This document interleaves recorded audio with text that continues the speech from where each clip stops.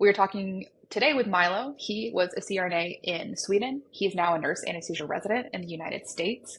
He also has just so much, a wealth of knowledge to talk about. And before we dive into the differences between nurse anesthesia practice in different countries, I'll just quickly introduce ourselves for those of you who might be new to the podcast. My name is Anna. I'm a third year nurse anesthesia resident, and I am a co-founder of Confident Care Academy, which is a community for nurses and nurse anesthesia residents who are interested in anesthesia and critical care. And I met Chrissy on TikTok in 2020. Became friends. We have worked together over the last 4 years, and I'll hand it over to Chrissy. Hello, everyone. So if you haven't met me yet, my name's Chrissy. Obviously, I've been a CRNA since 2017, co-founded Confident Care Academy with Anna here to help bridge the gaps that I never had available to me when I was a nurse, interested in becoming a CRNA, all of the education I wasn't able to find on the internet, all the mentorship I never had. So that's why we bring you this podcast today as a way to answer a lot of those questions. We brought on Kate recently as another amazing member of our team. Kate, could you introduce yourself so the Confident Care community can get to know you a little better? Absolutely. My name is Kate. I've been a pediatric nurse anesthetist for just about 6 years now. I previously had adult and pediatric ICU experience before going back to anesthesia school. I love to teach, I love to mentor, and I am so lucky that my path crossed with Chrissy's and that she brought me on to be part of the CCA team. Amazing. So thank you again for being here, to all of you today, actually. So I want to introduce Milo really quick. Milo and I also met on TikTok. Kate's the only person I met in real life through the old-fashioned way, by the way. But Milo has a TikTok account. Actually, we'll drop Milo's handle below on the screen, but we'll drop Milo's handle here so you could follow him. And he reached out to me when he was starting his journey of coming to the US as a nurse and then interested in understanding the process of should he pursue becoming a CRNA in the US. He had just finished his training being a CRNA in Sweden. So we're going to dive into the nuances of what it's like to become a CRNA abroad, the differences between CRNAs here and abroad.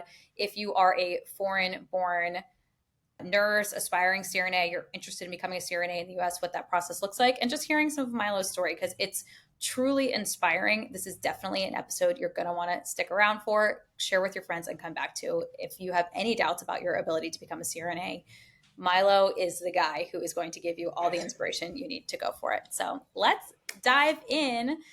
So I'm going to read a little bit about Milo's bio, and then we're going to dive in a little bit further. So Milo has started out his journey in nursing from a small local hospital in southern Sweden, and then he made his way all the way to a large academic center in the heart of New York City. He never imagined the places that nursing would take him, and trust me, he has been all over the place in all sorts of interesting nursing jobs along the way.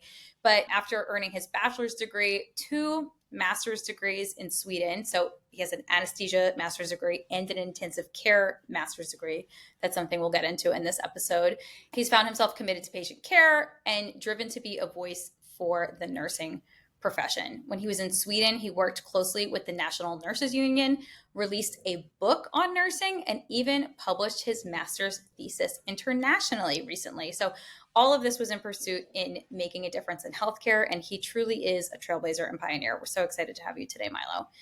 2 years ago is when he finally made the leap to come to the United States and join the CT ICU at Mount Sinai. So it's a cardiothoracic ICU, for those of you who aren't familiar with that terminology. And it was there when he teamed up with lots of CRNAs and future CRNAs. He met myself, he met Stacy from CRNA Method, Anna, of course, on the podcast, and he decided to take the leap to go for it and apply to CRNA school. He was accepted on his first attempt, which is a very big deal for those of you who are not familiar with the statistics. And now he's a nurse anesthesia resident. So we're going to dive into all of that today. I'm impressed by myself by that bio. It's an impressive bio. It is. I'm like, wow, he's so inspiring. So let's kick things off, Milo, with just asking you, like, can you tell us a little bit about the education process for becoming a CRNA in Sweden? And like, you know, you mentioned in your bio that you have 2 master's degrees, one for ICU nursing, one for anesthesia. That's very different than how things work in the US. So let's start by kind of clarifying that for our American audience. Yeah, absolutely. First of all, thank you for the introduction. It was great. And thank you for having me on the podcast. So I'm just gonna spin it a little bit more backwards to be like, how do you become a nurse? So in Sweden, you go through a 3-year academic program, which is compared to 90 credits in the US. In Europe, it's 180 ECTS credits, because how you become a nurse in Europe looks very differently depending on the country. But I was actually on the boards of European Nursing Student Association when I was going through my program.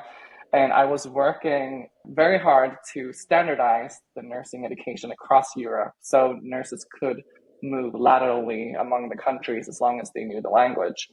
And that what actually happened, I think it's like 3 or 4 years ago now, that it's mostly standardized in most of the European countries.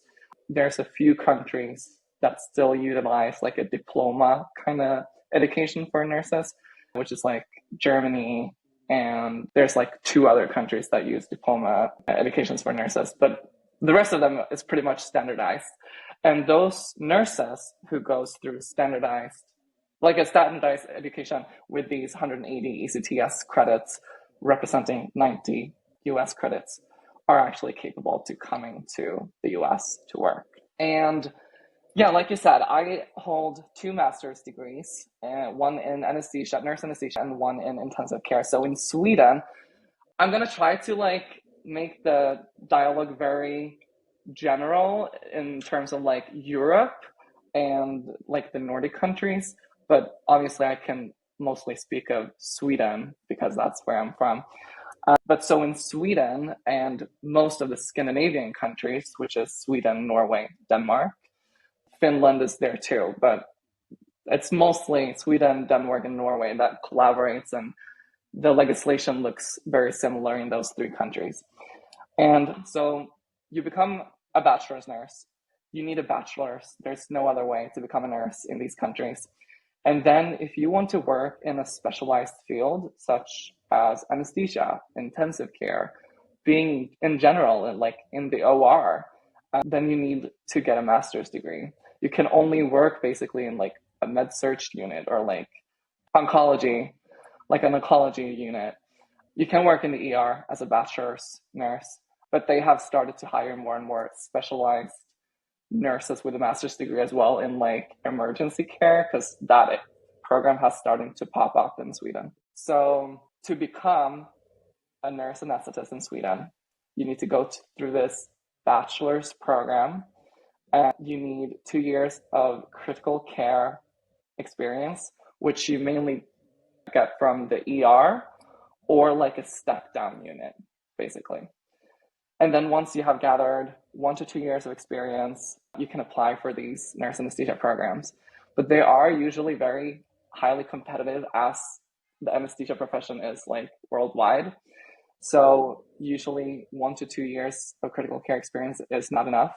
You need either more graduate coursework.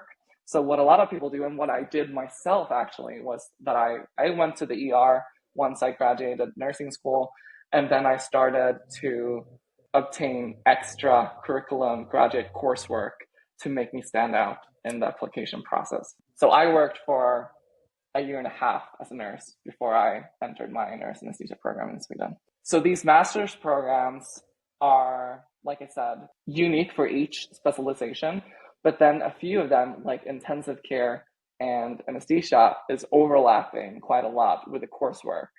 So I only had to do like half of the curriculum to obtain my intensive care master's degree.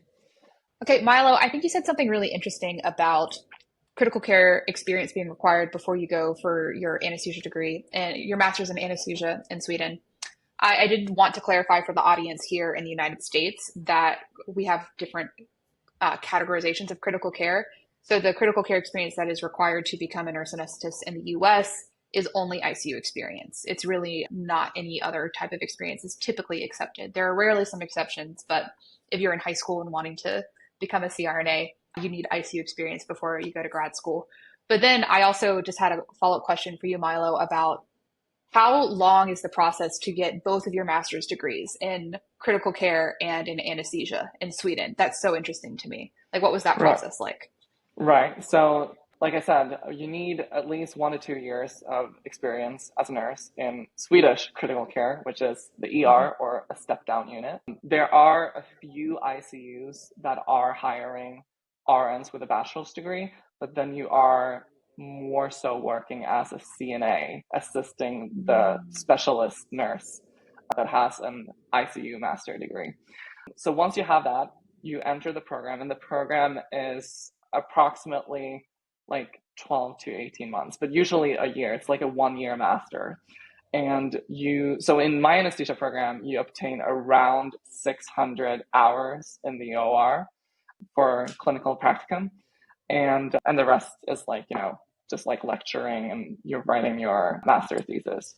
So for me to obtain both of these degrees took me about like 2.5 years, because almost 3 years, honestly, because I was moving to the US and I had to go back to Sweden to complete it and whatnot. But to obtain two specialist master's degree as a nurse is usually 2.5 years. That is so interesting to me. So were you able to work as a nurse during this program if you needed to make money, or is it like the US where it's very intense and you don't have time to work? I was able to work a little bit during the didactic portion of the program. I was only working like 1 day a week though. I felt like it was a big jump from my bachelor's program going into this anesthesia program. There was a lot of content that they wanted to make us all understand. And I know a few people worked a lot more than I did, but I feel like it's also not necessarily required, like let me rephrase that. But so a large difference for people going through these programs in Scandinavia is that the programs are free. Like, we don't need money to pay for these programs. We need money for cost of livings. And if we don't want to work while we're in these programs, there's student loans, and student loans looks very differently as well in comparison to the US. So you can take student loans for cost of living in Sweden at an interest rate of 0.5%. So, and you can basically so what a lot of people do is they take out full student loans when they go through their bachelor's programs, their master's programs, and they basically put all these money into a high yield interest account and basically make a little bit money out of the loan. And then once they graduate their bachelor's program or master's programs, they use that money to buy their first property, or they go for like a long vacation, and some of them that don't want to utilize the loan just pay the money back, and they had it like a money reserve. So it's very different. So like when I went to my nurse anesthesia program, I just took out loans and I worked 1 day a week to just like have some fun money. And I was never really stressed about having to work, if that makes sense. All of our jaws are on the floor. We are all shocked. What I know, are we I know. doing in the United States? I know. We're like 7%, and like we just go further and further into debt, and it's just. And I'm sitting on $200,000 of loans. Like, So this year, we'll when get I back was to that, offered though. student loans in the US this year, it was 8.8%. So Eight? the Oh my gosh. 8.8%, yeah. This year, when I was offered student loans for the next semester, I was like, oh my God, Jesus. I hope you had a That's really wild. good return on your investment from your student loans from Sweden. Cover that. Please. I mean, it's actually so crazy to me that this is the way it works here. Because this is obviously, being a nurse anesthesia resident here in the US now, this is the first time in my entire life where I pay for education. And it's so different, and it makes me almost obsessively studying, because I feel like I need to cram out all the knowledge that is offered to me, because I'm spending so much money on this. But yeah. You get your money's worth, right? Right, yeah. But so, all in all, yes, you can work. It's like, I wouldn't say, I haven't really entered the high yield didactic anesthesia core portion of my own program. I've mostly done the research curriculum with like DNP coursework and like foundational advanced anatomy and physiology and those kind of courses. And so far, it's very similar to what I've gone through in Sweden. But from what I've heard and when I go through APEX, the content is much more in depth, and it's a lot more content than in Sweden. The anesthesia program in Sweden is a big jump for bachelor's nurses in Sweden to adapt to, and I bet going into the CRNA program here in the US will be like a gigantic jump for me. And I think that is obviously because of the large scope differences between the roles in the different countries. So I feel like this is a really good time to ask then, like, have you started your clinicals yet, or are you still just in didactic portion of training? Yeah, just didactic still. I will have another. So I just finished my first semester today. Thank you. Thank you. I will go out later tonight and celebrate. As you should. And yeah, right. So I don't know. I feel like a few programs might do this differently in the US. I know a lot of the CRNA programs are 9 semesters. There's like 3 a year, while my program is like 2 semesters a year. It's like lengthier semesters. So I have 6 semesters. I've completed 1. I have another semester of didactics, and then I'll start clinicals and continue the didactic portion. Very cool. So However, I have shadowed in the okay, US. so you've shadowed. You talked about the didactic education and how you feel like it's a little bit more in depth here in the United States than it was in Sweden. Can you speak on the difference in the scope of practice for CRNAs in Sweden versus the United States? Absolutely. And while I do that, hold on, I need to grab this. I need to market this. And I feel like ANA will love me for it. But this book is like a gold mine for anyone who wants to go into like nurse anesthesia. I feel like this book has explained so much to me and why the scope of practice varies in different countries, especially like Europe and the US. Because yeah, gold mine. So just shout out to that book. And obviously, like I said, the scope of practice do difference because of the history. I just want to add in case someone's listening on Spotify and they don't have the video pulled up, the name of the book is called Watchful Care, A History of America's Nurse Anesthetists. And it is an excellent book, and we recommend it to everyone. And if you're curious about the profession and understanding scope of practice and how we got here in the US, it's a very old profession in the US, unlike a lot of other healthcare professions. You definitely should read that book. So Watchful Care is the name to type in your Google search. Okay. Yes. So Milo, you were talking about scope of practice for Swedish CRNAs and how it differs than American CRNAs. Right, exactly. So in Sweden, we have basically a document stating our scope of practice. And so what this document tells us is that a nurse anesthetist in Sweden should be able to administer general anesthesia to, I don't know how you say it in English yet, but ASA1, ASA1, ASA 1 to 2, so the easiest ASA classes, and should, in collaboration and under supervision, be able to administer general anesthesia to other ASA classes. And this is something that I want to touch on really before I go deeper into the scope differences. So nursing in Sweden, and I would generalize it to Scandinavia, and I think I would generalize it to most Western Europe, looks very different from the United States.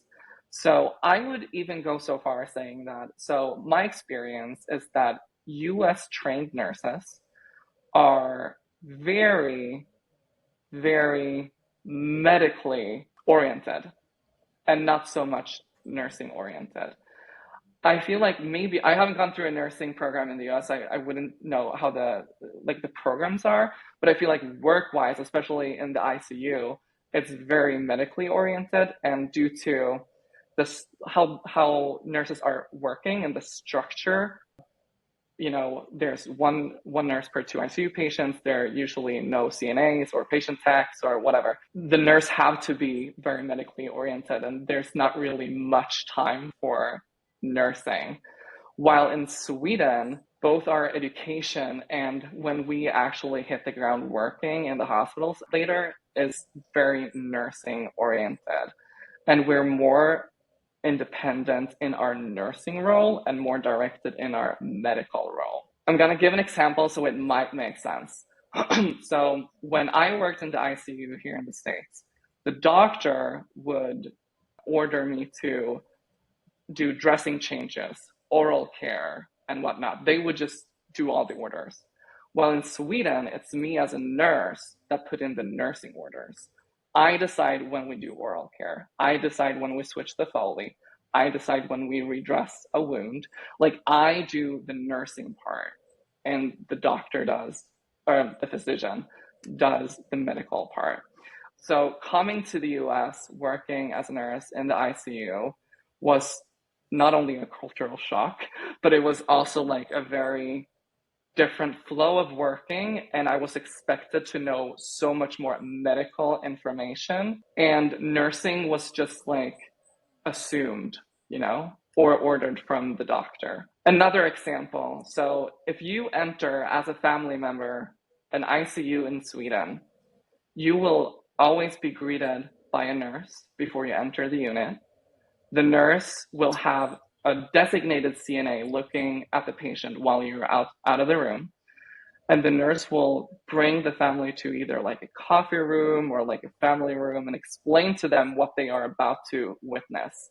Because we're thinking about the nursing part, like how will this affect the family seeing their family member in this state? We need to prepare them for what they're about to see. We'll bring them into the room. We explain everything that is in the room, what is happening, and we're super focused on the nursing part. So coming to the US, being in the high volume cardiothoracic surgery ICU, having to, admitting OR, like patients, fresh hearts, right into my room, and then 5 minutes after have 3 family members entering the room, and I have no time to talk to them. I just need to settle the patient and get them hooked up to the monitors and give them medications and clean them and whatnot. And the families are just standing there, and I can see that they're in shock, and they're like, what is going on? And I can't really explain to them because I need to do all these things, and there's no other person that can do these things or take care of the family. I was like, oh my God, the nursing is just like so left out. Or for example, like children can't visit ICUs here. Like if they're below 18 or different circumstances, and I guess it's not, I'm generalizing, maybe it's not like that in all the hospitals in the US, but in my hospitals and I think a lot of hospitals in New York, children aren't allowed to visit the ICUs if it's not under certain circumstances, while in Sweden, we encourage children to come visit because we as nurses believe in this nursing part that the connection and when the child enters the room, even if the patient is sedated, they can hear the child, and that will send them strength. And it's much more nursing oriented. Does this make sense? Yes, it's very holistic in Yeah. nature is what I'm hearing. And I think we practice a lot of that theory in nursing school, and we're taught a lot of that theory in nursing school. But because we're in a for-profit healthcare system, we are so spread thin as nurses that we don't have those resources to appropriately divide up our role in the way that it really should be done. Because you're right, Milo, American nurses are often forced to flex into a role of medical knowledge that they're truly not equipped for or prepared for. I used to put in orders as a nurse all the time. I would be on night shift. We would have a moonlighting attending and a surgical resident who was very early in their training. And they would often, if the moonlighting attending was busy in an emergency, is a 32-bed unit, very sick patients, the second year surgical resident would say, what orders do you want me to put in? What do you want me to do? And I'd say, I don't know. I'm a new graduate nurse. I just got here. So it's crazy to expect me to medically direct a person in training to then medically direct me back when like that really should not be my scope or my role, but it is in most Right. across the country, Yeah. unfortunately. And you're right. Nurses are expected to do a lot more than they're prepared for or in school, which is why we created Confident Care Academy, by the way. That's the reason we're all here right now, is to bridge that gap because there is a need there. So thank you for sharing that, because I think that is really important for nurses to know like what's normal and what's ideal and what's Right. and what we're actually living. Yeah. So that is really important. And I Yeah. do think that makes a very interesting case for like why CRNAs are so different in Sweden too. So Yeah, you exactly. mentioned So if earlier- I, Oh yeah, go ahead. yes, yeah. So if I just like get back into the scope differences between CRNAs in the US and the nurse anesthetists in Sweden, similarly, nurse anesthetists are a lot more nursing focused. So when I did my clinical practicum, I encountered several times, unfortunately, where physicians, and I bet you have experience of this as well, Kate, where when you're about to put pediatric patients to sleep, and sometimes so I worked a lot with physician anesthesiologists in Sweden. Obviously, like I said, it's a more supervised collaborative role. I wouldn't say I wouldn't say never, but it's rarely independent in Sweden. And there were times where physician anesthesiologists would, hold children down to the OR table to induce them. They would put an IV in instead of doing a mask induction. They would do all these things. So my role as a nurse anesthetist was to think the nursing route. Like, how can we put this child to sleep? And how can I advocate for this patient so this kid has a good experience going under anesthesia? So if I saw a physician bringing the kid in, he hadn't gotten any, sedatives or anything, paras or whatnot, then that would be my job to suggest, oh, maybe we should give some midazolam paras before we bring them into the OR. So it's more of a, it's also, again, it's a more of a nursing point of view where I'm expected to administer general anesthetics to ASA 1 and 2 classes. I'm expected to not initiate epidurals and spinals, but maintain them and assess them and make sure that they're working. And then once the epidural is in, I'm expected to bolus and, like I said, maintain them. But the program per se is much more nursing focused. So, for example, when I administer general anesthetics for a C-section for an ASA 1-2 patient, how can I use other things than medical equipment to provide great care? Can I offer them music? Can I offer more than one family member to be in the room? Can I explain to them before we go into the OR in a better way for them to understand what they're going to go through? So more nursing. I think that's one of the most beautiful things about nursing and nurse anesthesia in this country as well. People often will say, oh, well, don't you miss being a nurse? Now that you're a CRNA or now that you're a nurse anesthesia resident, don't you miss being at the bedside?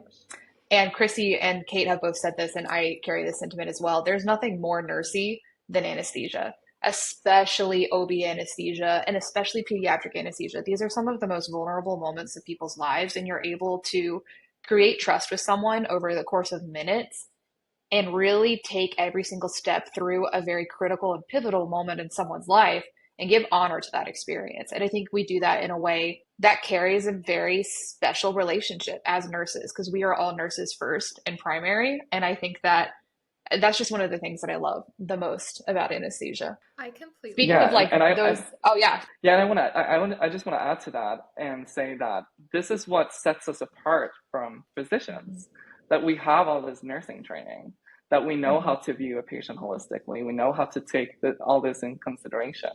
And this is what really sets us apart. And Kate, what you had something to add too, yeah. Yeah, Milo, speaking to you about this, I haven't really thought of my anesthesia career in this way, but I almost feel like I'm gonna cry hearing you talk about the level of holistic care and compassion that's available to the critical care nurses in Sweden, because there just isn't time for it in the United States, at least in my experience.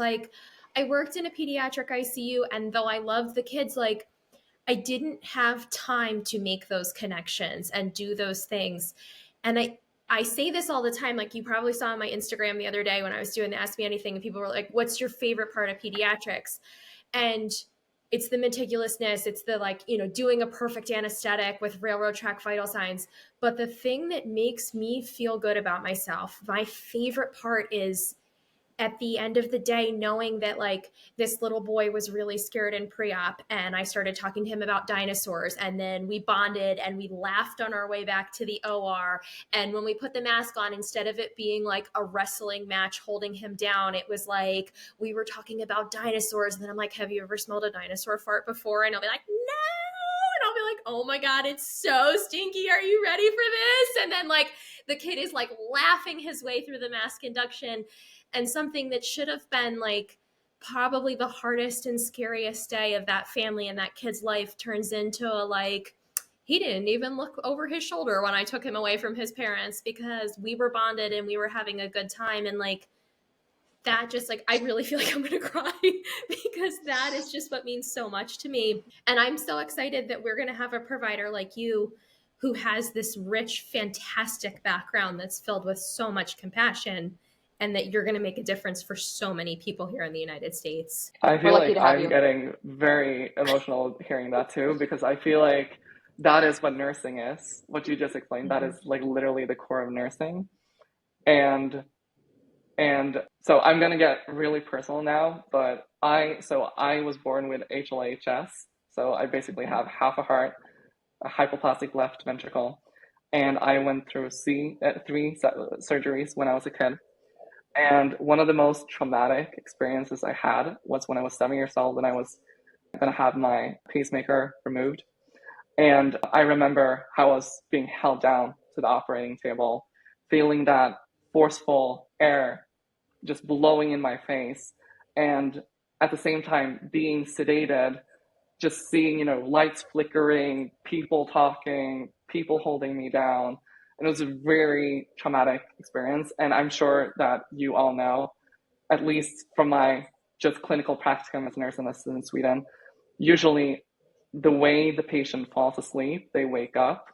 So I also woke up being a it was a disaster. I just woke up with panic and I was crying. It was terrible. And I was 7, so I do remember this. And what a And disservice for, I'm sorry to interrupt, but like a kid who's coming in one time to get ear tubes, if they have a bad experience, that stinks. But you were a kid who was coming in again and again, right? Because you had a minimum of 3 surgeries. You probably had some caths. You were having pacers put in and take, like, you were going to come back, and that horrible experience is going to shape future experiences. And just how ugly. It was horrible. But it is that specific incident that made me go into specifically nurse anesthesia.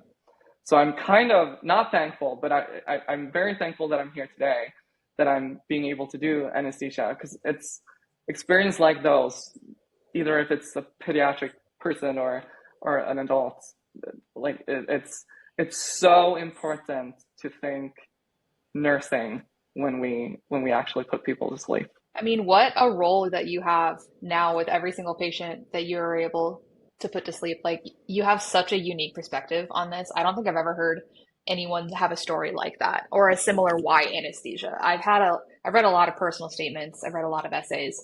I don't think I've ever read someone who had a series of surgeries as a pediatric patient yourself, that you've now carried that with you. While we're talking about your why anesthesia and your personal story and your entire personhood, what was it like to make the decision to go to grad school again, right? Like, you've now done 3 years of nursing school in Sweden, 2 years and 2 master's degrees in Sweden, and now a 3-year doctorate in the United States. What was it like for you to make that decision to pursue nurse anesthesia again in a different country? Right. So when I moved here, I started out, like I said, in the ICU in New York, and it was exhausting. It was traumatizing. It was a culture shock. I came from Sweden, which have, this lateral culture in medicine where we call all each other for their first names, and we're very much buddies, no matter profession. And here, I got called out for saying the first name to a doctor and lectured about different things that I was just like, what is going on, And so the first 6 months, I think I was burned out, honestly, because I was just like so exhausted. I was used to work in a step down or, having clinical practice in the ICU where you have 2 patients and you have a personal designated CNA. Like, there's 2 staff for 2 patients essentially. Coming to the US where I had multiple device patients, being the only RN, running through my rooms and trying to get everything done and adjusting to the culture, learning the medical lingo. It was just a lot. But then I met Chrissy and I met you, Anna, and I started to research more about the anesthesia profession because, I wanted to do anesthesia in Sweden, and I loved doing anesthesia in Sweden.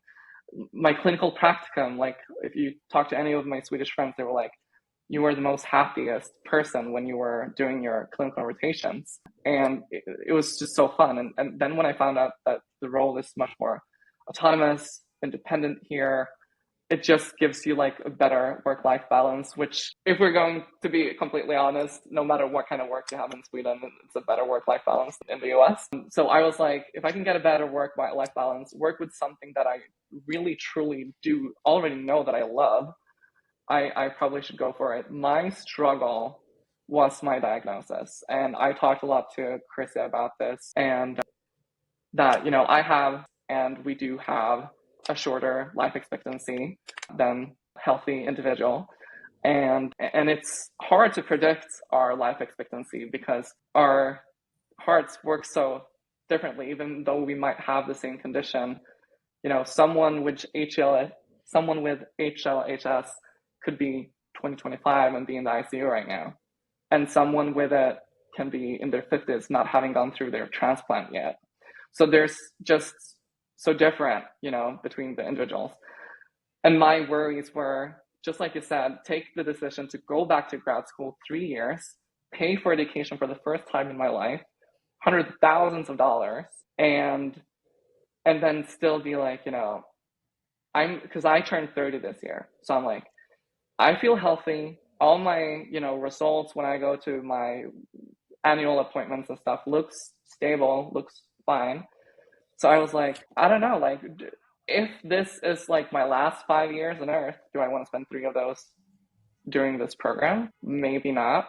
But if I make it to 45, will I regret not having done these 3 years and gone back to school? Yes. So eventually I just thought about it so much, and eventually I was just, I'm going to apply, and if I get in, it's meant to be. And I applied once and I got in. So it was really meant to be. That is such a heavy decision you had to make. And it's so, I don't even want to use the word funny because it's not funny in a ha-ha sense, but we get messages from people daily who are constantly asking, am I too old to go to CRNA school? Is it too late to go to CRNA school? And I almost want to shake them and force them to have a conversation with you, because while I'm getting these messages from people, here's my friend like having phone calls with me, meeting me for coffee, saying, is it worth it if I have 7 years, 8 years, 10 years? And like, you're trying to do this really interesting, like, calculation of like, at what point is this return on investment for my time going to be worth it? Forget the money, just your time. Because you are busy in school. You're not living in New York right now. You're living on a different side of the country. You're starting over again. You just lost your support system, right? Like, you have your husband with you, but no, like you don't have friends yet in Nevada. Like, you don't have family in Nevada. You're even farther from your home in Sweden. So like, this is a big sacrifice in way more ways than one. And I just am so inspired hearing your story. You're like, you just truly have a love for this profession, and you just have a love for giving care to people because of what you have experienced, and you know how meaningful it is to give back and be part of this community. And the anesthesia world is very small. The anesthesia world is truly a community.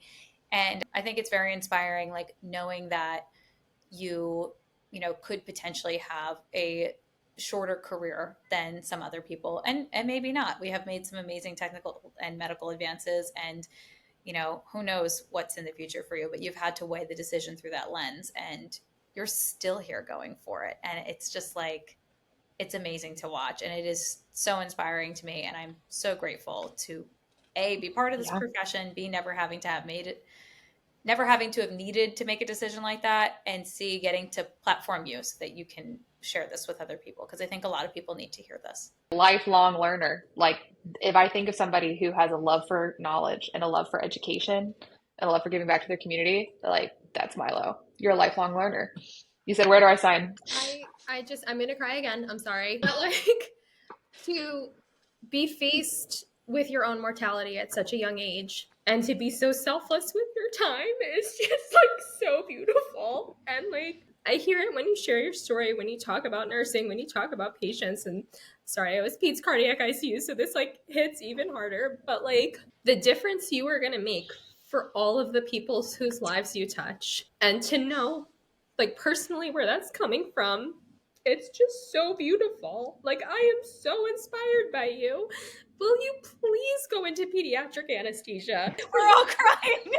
For those families of those children who have HLHS, like, to have you be able to be the person caring for their baby, like, I cannot even imagine. I know, like, doesn't even come close. I have ulcerative colitis, and I know whenever I have a teenage girl patient who has it, and, like, they're so down on themselves, I'm like, I also have this, and I see their eyes just light up with, like, oh my God, like, here you are, and, like, you have the same thing that I have, and, like, look at you, like, being successful and being kind and, like, not being down on yourself, and, like, I just can't imagine. You are so inspiring, Milo. Thank you. Thank you. I feel like I'm trying to not become a mess right now. So I'm sorry if my Literally voice all is four gonna of be... us have tears in our eyes.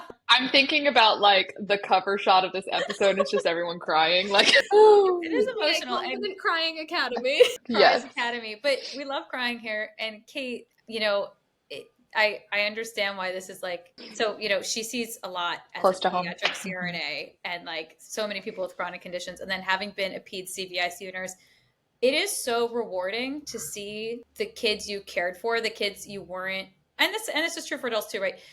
When you see the patient population that you cared for, like thriving, like years later, you're like, ooh, all that work, all that uncertainty, all those like hard days, like it's worth it. Like people make it and they have lives that are like productive and inspiring and beautiful. And like all those kids you cared for as a CVICU nurse at CHOP back in the day, like they're Milos running around now, right? And like, and who knows like what they're all up to. Like, by the way, if anyone ever was like a former CHOP kid, feel free to message us so we can make Kate cry again. Yes. Anyway, Milo, thank you for sharing that because it's a very personal detail and it is really inspiring. And I agree, you will carry that into your practice here, and it is going to be really cool to see what types of jobs you end up taking and like what you end up doing with it. I can't wait for him to be president of AANA, honestly. Yep. I see that. I Yeah. see Milo in leadership. So speaking of AANA, to pivot just a little bit, I know, Milo, you're already involved in leadership and organization in the anesthesia community now as a nurse anesthesia resident. What's it look like for you to plug in to like leadership here and to kind of the future of nurse anesthesia? Well, so it was actually just today, one of the board members of the Nevada Association for Nurse Anesthetists that reached out to me, and we were chatting a little bit, and I told him my story and what I've done in Sweden and what brought me here. He invited me to come work with the boards as a nurse anesthesia resident to get our perspective on things.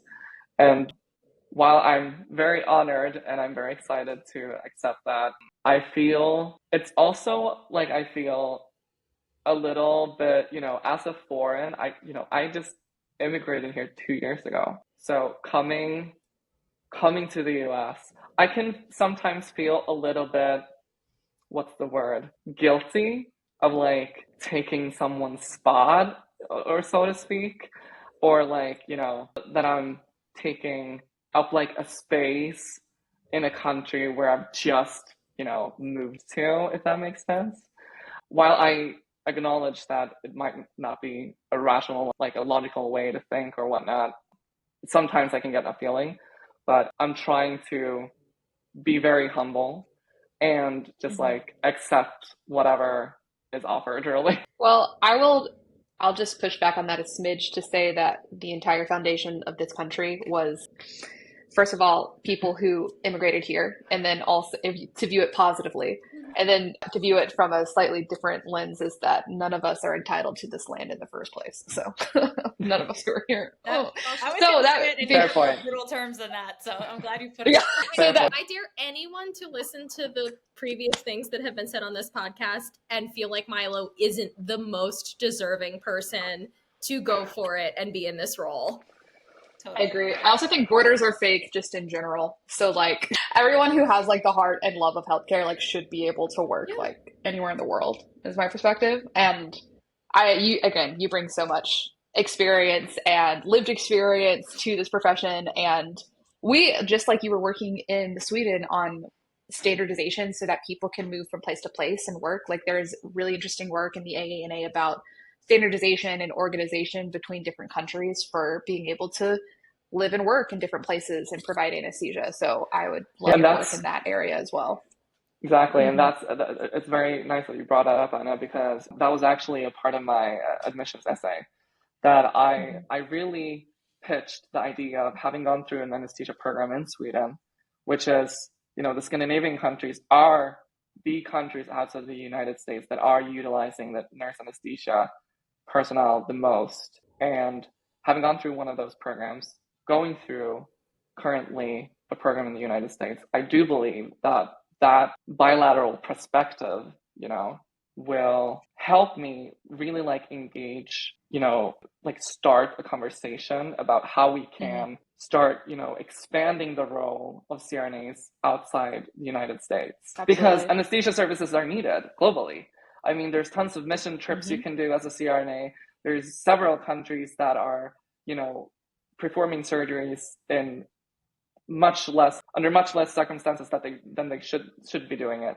And I believe, pave the way for nurse anesthetists globally and really standardize the role would be beneficial for the world, really.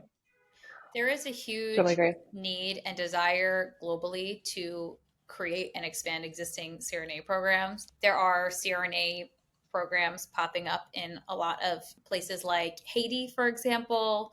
There's programs in Cameroon. A few other West African countries, I believe, have expressed interest in starting and expanding this. And even Japan is currently looking into what creating a national nurse anesthesia program could look like. And, I want to go back to what we were talking about earlier. So Milo mentioned that CRNAs in Sweden, when they're taking care of patients who are ASA 1 or ASA 2 status, can function independently, although he mentioned that that's not super common. I'm assuming, Milo, is that just in more rural areas that would happen?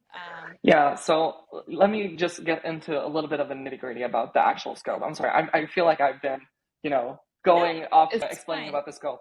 But yes, so looking at the scope, like I said, they should actually be capable to independently perform ASA 1 and 2 general anesthetics, and then in collaboration, supervision, other ASA classes. They are not initiating or starting spinals or epidurals. They are just making sure both of the anesthetics works. Like I said, the program itself, education, is much more nursing focused. So it is a 1-year master. You have 500-600 clinical hours of practicum during the program. And so a lot of when you actually graduate, and that's why I'm consistently saying that I graduated and then basically I moved.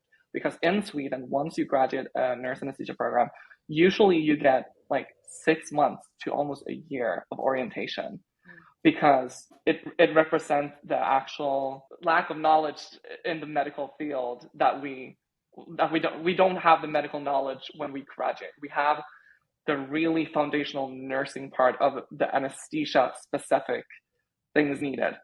And obviously, we all are also medically trained in this program, but not to the extent that we need to. So the orientation when you take a job, when you're done with the program, 6 to 12 months.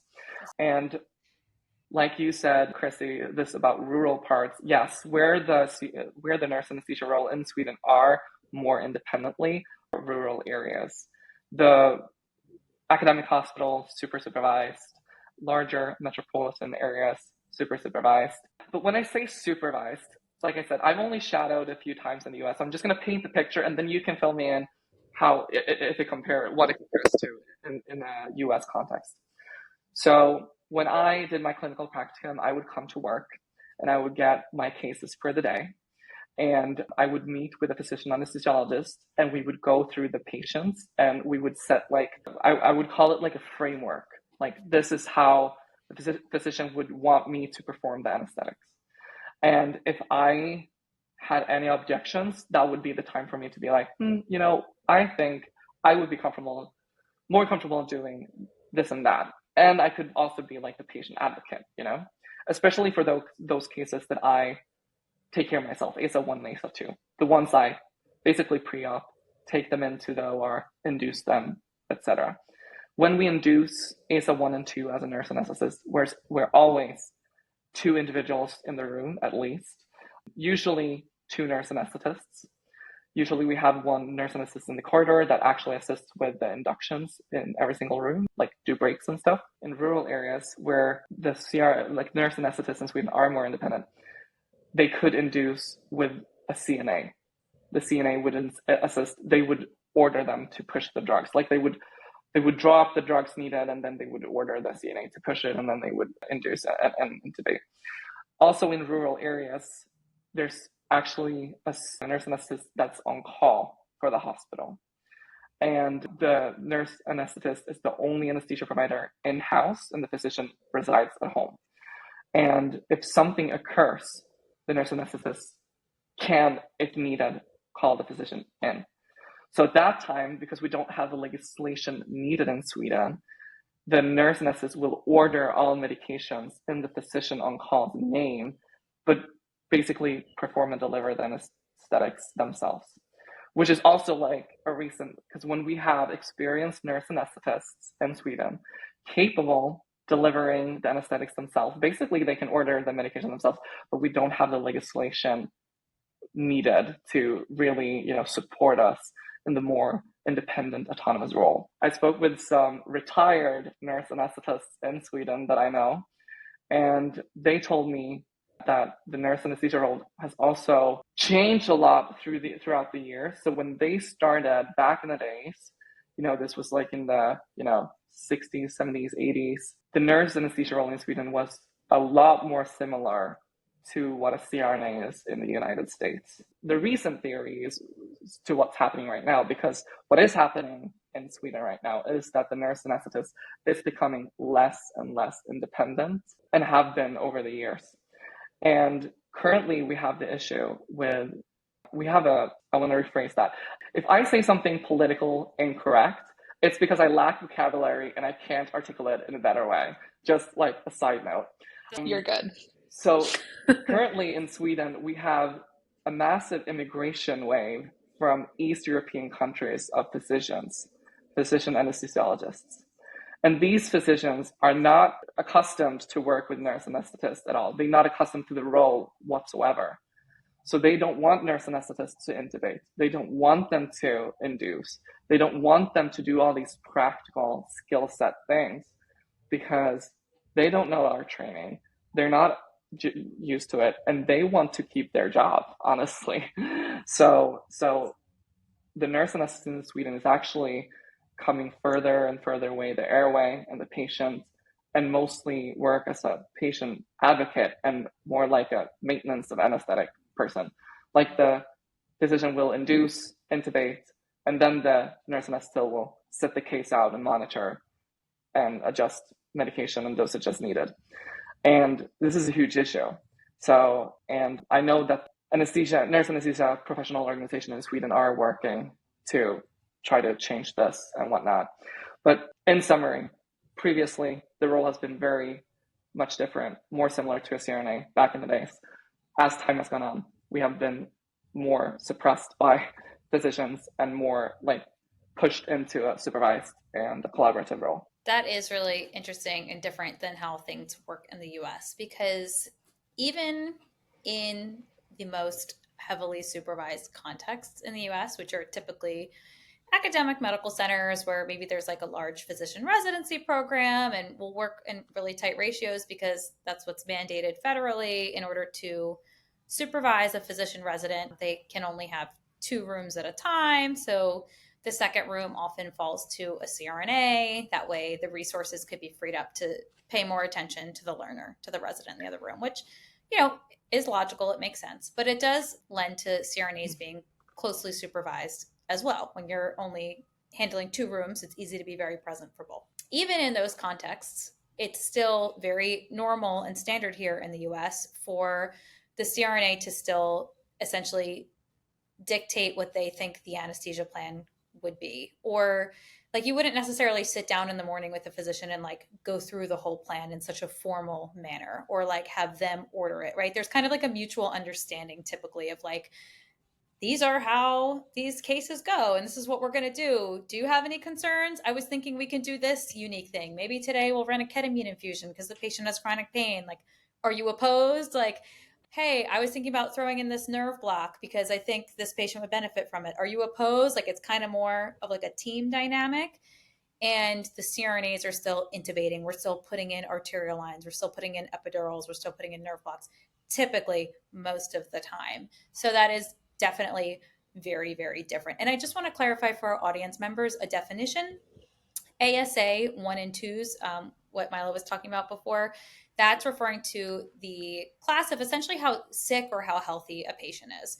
So ASA stands for American Society of Anesthesiologists, and they have set out like a grading scale that is used for billing purposes, and other countries just use this as well. An ASA 1 patient is somebody who's like totally healthy with no medical conditions, and it goes all the way up to ASA 6, which is somebody who is a donor, an organ donor. So, ASA 1s and 2s being largely healthy patients in Sweden, technically CRNAs can independently provide anesthesia for, although it's becoming less common to see it, is basically what we're hearing. Yeah. And just to clarify a little bit from my point of view too, as I'm just like rambling a lot, but so when I did my education, I got to intubate all of my patients. I got to, I did all the IVs, I induced them, I intubated them, I maintained the anesthetics, but I did have this conversation with the anesthesiologist, ahead of time. And usually the anesthesiologist did a pre-op as well to make sure that I wasn't doing anything weird or whatnot. And I don't know if this is a phenomenon as well in the US in heavy supervised context, but also the more you get to know the anesthesiologist, the more leash you kind of have. So I know the very experienced nurse anesthetists in Sweden, they don't check in. Like they go in, they do their cases, usually, like I said, ASA 1 and 2, and they go about their day, and they don't speak much with anesthesiologists if nothing occurs, because they know each other and the leash is kind of long. And not to say as well, in addition to that sure, we do what I think also is called in the US mostly bread and butter cases, but there are nurse anesthetists doing cardiac in Sweden. But then there's always an anesthesiologist in the room, and you're doing it with an anesthesiologist. I think all of this is so helpful for people to hear just about scope. And then we've had a couple of episodes ago, we met with someone who's very politically active in the AANA, that's the American Association of Nurse Anesthesiologists, talking about politics in anesthesia and what the future of anesthesia looks like here in the US. It all really just goes to show that if you want to see a positive outcome, like you have to be invested politically, like we have to be donating, we have to stay politically active and advocating for our profession, or else we will be outbid and then we will see our role shrink. And that's not what is best for patients. It's not what's best for us. So it's really interesting to hear how things can change either for the better or for the worse for a profession, depending on political investment. I do really want to quickly, for the nurses who have education, international education, who are interested in coming to work in the US, so 2 questions. Getting student loans to go to CRNA school as someone who was not born in the US, that's a big question that we get often. And then the second part is, if you were trained in a different country, how do you get a job here to come work as a nurse in the US? Those are 2 separate questions. So maybe we answer the student loans part first. Like, how would you get student loans if you were not born in the United States for graduate school? Right. I think I will oppose and You're like, no. Do the questions vice versa, because that will explain more about the process. Student loans. It will make more sense about the student loans. So to come as a foreign trained nurse to the US, you need to have a bachelor's in science and nursing, and that is the least amount of education you need. That's the minimum requirement to come as a foreign trained nurse is a bachelor's of science in nursing. And in Europe, as long as you've gone through a program with 180 ECST, also 19 US credits, you are qualified to come to the US to work. However, so in the United States, the licensure process to become a nurse is very different depending on states. So you need to find a state that are more generally accepting foreign trained nurses. And there are tons of websites when you Google this that will list these states. Because states that are very, very unfriendly towards foreign trained nurses will, for example, require a social security number to apply for a nursing license. And as a foreign trained nurse, we don't have a social security number as of yet, right? So for me, I applied to the state of New York. State of New York is a very friendly state for foreign trained nurses. So how you go about, you go through the Bachelor of Science in Nursing program, and then you go on a website called CGFNS. So that's the Council of Foreign Trained Nurses something something, which is basically collecting all your documentation about your nursing training. They look at all the documentation, make sure that's accurate, authenticated, and make sure that it's equivalent to a US bachelor's degree. Once you have that and you got a thumbs up, you can apply for a state license as a nurse. So that's when you need to find a state that is friendly towards foreign nurses. So I applied to the state of New York, and eventually, and this is a timely, oh no. That's okay, just keep going. And this process is like a very time-consuming process. So from me graduating my BSN, applying for American nursing license in the state of New York, took me about a year. I would say maybe 12 to 14 months to get, CGFNS to look at all my documents, verify them, saying thumbs up, it's equivalent, and then submit them to the state of New York to get my ATT code, which is a code that make you eligible to sit for the NCLEX, which is the standardized nursing test to get your license in the US. And so when I got it, it was, like I said, almost a year after my graduation as a BSN in Sweden. And when I opened the email, it was from the state of New York Educational Department. And when I opened it, it came fireworks. Congratulations, you have now received the ATT code so you can schedule your NCLEX. And I was like, yeah, it was amazing. But anyways, what I was going to add is CGFNS has unfortunately come to be a pay-to-win organization.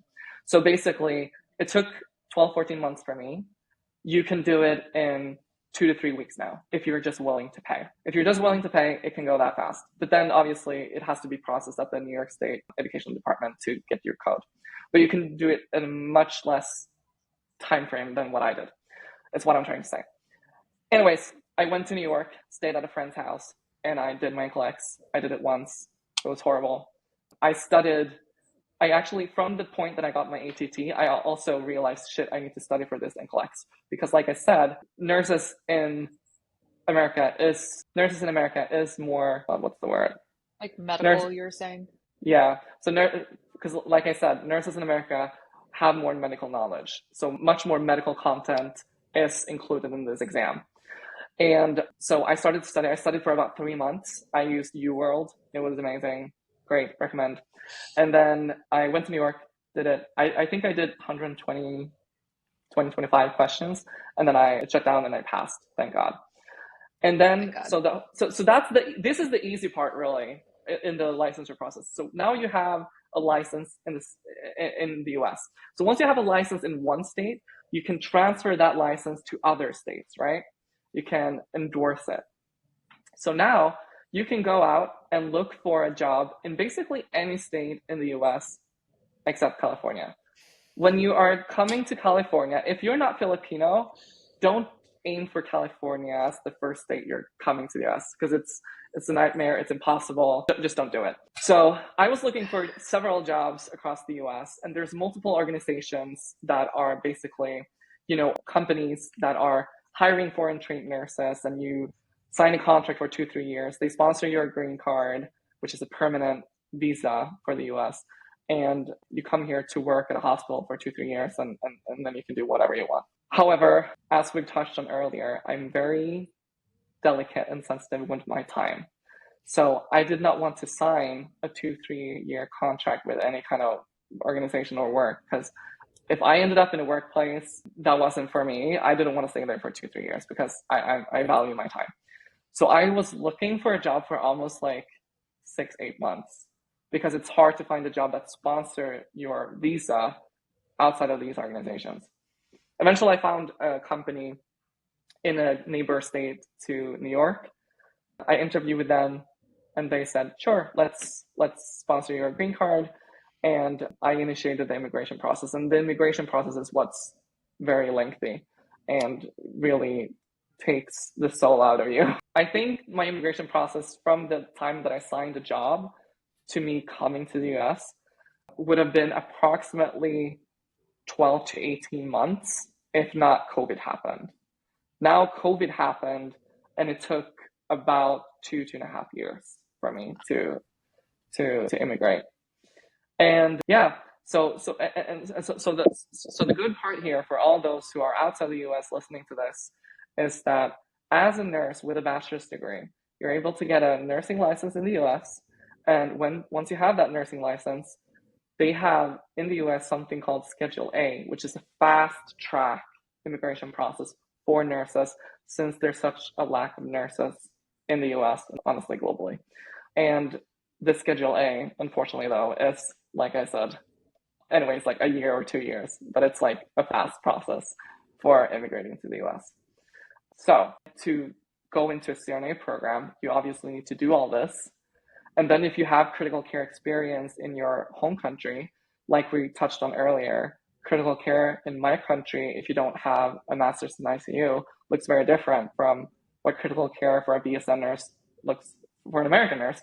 So then you come here, and then you need to be in the ICU for approximately 2 years until you can then apply for a CRNA program.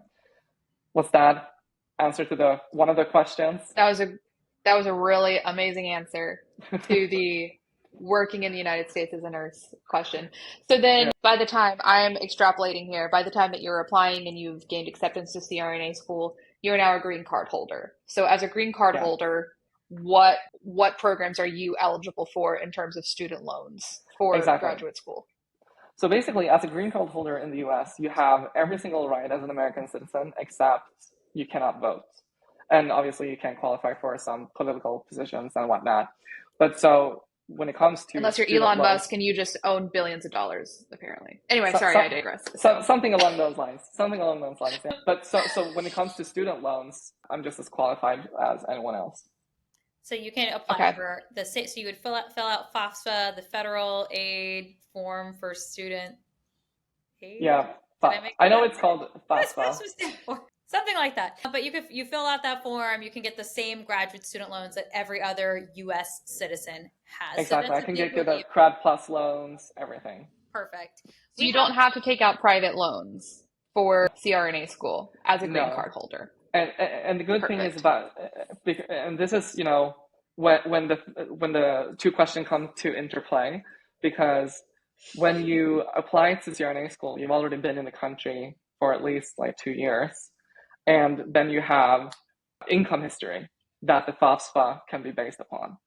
So that's a good point. Yeah. So if you're a Canadian nurse listening to this, for example, Canadian nurses have a bachelor's degree that also just transfers right to the U.S. I think Canadian nurses might even have an even faster Yeah, they have a TN1 visa. Option. Yeah, they can just get right in. Yeah. So and they don't have to take the NCLEX because they don't need to they take take the same NCLEX up there. So for a Canadian-born nurse, the goal is to get an ICU job in the U.S. as soon as you can and establish your permanent residency as soon as you can so that you can then apply for CRNA programs. And that's why we have so many Canadian CRNAs in the U.S., which is interesting because Canada is currently having a debate of whether they want to allow CRNA legislation to go through or not.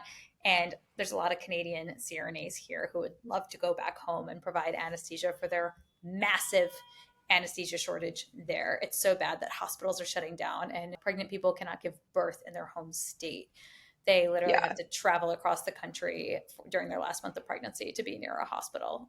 They have to live in a hotel 3 hours from where they live for weeks prior to giving birth just to have access to anesthesia care. It's really nuts. They need to just let CRNAs do what we do best, which is anesthesia. Anyway, it's wild. Oh, for those of you who don't know, you should follow Mike McKinnon. He's from Canada. He's leading up. He's really big in the anesthesia community. You probably maybe already heard of him, but is working on getting CRNAs into Canada, and amongst many other things in the independent practice world. That's a whole sidebar. It is a whole But but that is the process. If you are a non-US citizen, make sure that you have a BSN equivalency if you don't have it yet, and then start that process of trying to get an employer to sponsor you to come here and get your green card. And that is the number one most important thing in your step along the journey, and accumulating US-based ICU experience. As Milo pointed out, ICU experience looks different in every country. CRNA schools have no way of evaluating what your ICU experience was like if you came from another place. So it does have to be US-based ICU experience here. just to clarify that once you are a green card holder, you do not have to remain employed while you are a full-time graduate student attending nurse anesthesia school, correct? You are a full-time graduate student enrolled in a doctorate field of study, and you do not have to remain employed at that time. Exactly. Once you have your green card, so once you have your green card, and depending on how you got your green card, so either through a direct employer like I did, then obviously as soon as I get my green card, I'm free to do whatever I want. But if let's say you get sponsored through an organization and they put you in an ICU and you're working during, like, you're working the contract that you have with them because they sponsored your green card and you apply for a CRNA school, then if you cancel that contract with them, then you might be owing them fees and stuff for them sponsoring you. Right. A work visa or a student visa is different than a green card. And in order to Exactly. afford CRNA school in the US, you're going to need to have your green card, because CRNA school here is so cost prohibitive. You can't just come here to CRNA school on a student visa unless you have like tons of money in the bank. And even then, like it would be very challenging. So the way to do it is to become a permanent resident. That way you don't have to worry about student visas and work visas. That was so insightful. Everything that you've touched on today, Milo, from what it's like to be a CRNA in Sweden versus the US, to the process of coming here as an ICU nurse, to how you decided to take the risk of going back to CRNA school, and what inspired you to become a CRNA. Like, this is, I feel like I knew all of this already, and I still got so much out of this episode. So I just want to say thank you again. Milo, let's close this out with, do you have one piece of advice you'd like to share for anyone who's in the same position you are, whether it's a person who's on the fence about becoming a CRNA, or a person who's from another country outside of the US who's interested in coming here? Just like one piece of advice you wish you could give to your younger self, or someone who's in a similar position to you. Right. I think I'm going to relate it back to what you said earlier, Chrissy, because I see a lot of on social media as well, people who are like, oh, I'm 35, or I'm 40, I'm 45. Am I too old to go into anesthesia? And here I am with my perspective that I've shared, and I'm like, no, like if I were in my 40s and healthy, then I would like do it 100%. Like, there's no doubt, It's truly inspiring. This is definitely an episode you're going to want to stick around for, share with your friends, and come back to. If you have any doubts about your ability to become a CRNA, Milo is the guy who is going to give you all the inspiration you need to go for it. All right, guys, make sure you are subscribed so you see the next episode when it drops. Drop any questions you have for Milo, Kate, or anyone else here, anything you want to know, and we will see you next time. Thanks for tuning in.